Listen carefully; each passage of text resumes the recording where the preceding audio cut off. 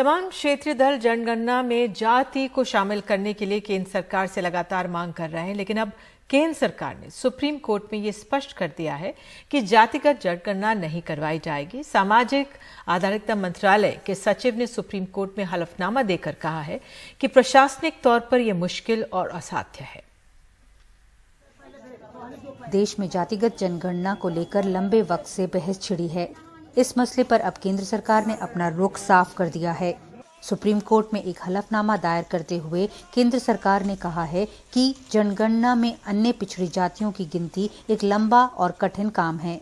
Supreme court को अपने हलफनामे में केंद्र ने 2021 की जनगणना में जाति का सेक्शन जोड़ने का विरोध किया है। तर्क दिया है कि ऐसा करना बेहद कठिन होगा, इससे आंकड़ों में गड़बड़ी हो सकती है। 2011 की जनगणना के मद्देनजर सरकार के पास हर जाति की गिनती का कोई ठोस आंकड़ा नहीं है। सरकार ने कहा है कि 2011 में की गई सामाजिक, आर्थिक और जातिगत जनगणना गलतियों से भरी हुई है। केंद्र ने ये भी साफ किया है कि पिछली जनगणना का आंकड़ा किसी आधिकारिक इस्तेमाल के लिए नहीं है, न ही इसे सार्वजनिक किया गया है।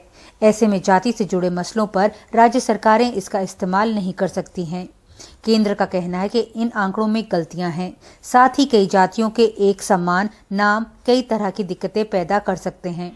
जाति आधारित जनगणना करने की मांग बिहार और उत्तर प्रदेश के अलावा कई दूसरे राज्यों के सियासी दलों ने उठाई है, लेकिन सरकार के इस रुख से उन तमाम राजनीतिक दलों संगठनों को झटका लगा है।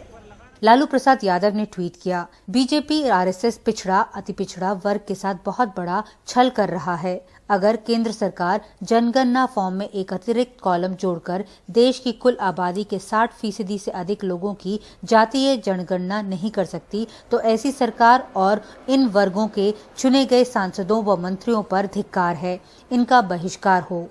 देश के और प्रदेश के अनुसूचित जाति और ओबीसी, ईबीसी, शेड्यूल्ड कास्ट के लोग, एससी, एसटी के लोग ये भली भांति समझ गया है कि देश को मुख्य धारा में लाने के लिए नरेंद्र मोदी जी ने काफी मेहनत करना है और हमारी समस्याओं को दूर करने के लिए नितांत आवश्यकता जो थी उसको पूरा कर रहे हैं। अब इस बीच में कुछ लोगों ने लड़ाने का प्रवृत्ति अपनाया है, ये सदियों से रहा है। जाति में तोड़ फोड़ करो, धर्म की बात कराओ, उनको अलग करो।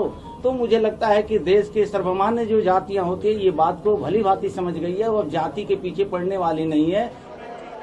केंद्र ने पिछले साल जनवरी में एक अधिसूचना जारी कर 2021 की जनगणना के लिए जुटाई जाने वाली सूचनाओं का ब्यौरा तय किया था और इसमें अनुसूचित जाति तथा अनुसूचित जनजाति से जुड़ी सूचनाओं समेत कई अन्य क्षेत्रों को शामिल किया गया था, लेकिन इसमें जाति की अन्य श्रेणियों का जिक्र नहीं किया गया है।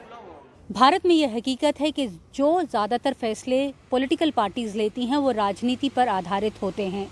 क्षेत्रीय पार्टी चाहती हैं कि सेंसस जो है कास्ट बेस्ड सेंसस हो, लेकिन नेशनलिस्ट पार्टीज चाहे वो कांग्रेस हो या बीजेपी हो वो ऐसा नहीं चाहती, क्योंकि उन्हें पता है कि इसका सीधे सीधे असर उनकी राजनीति पर पड़ेगा, उनके वोट बैंक पर पड़ेगा। नई दिल्ली से नीता शर्मा, NDTV इंडिया के लिए।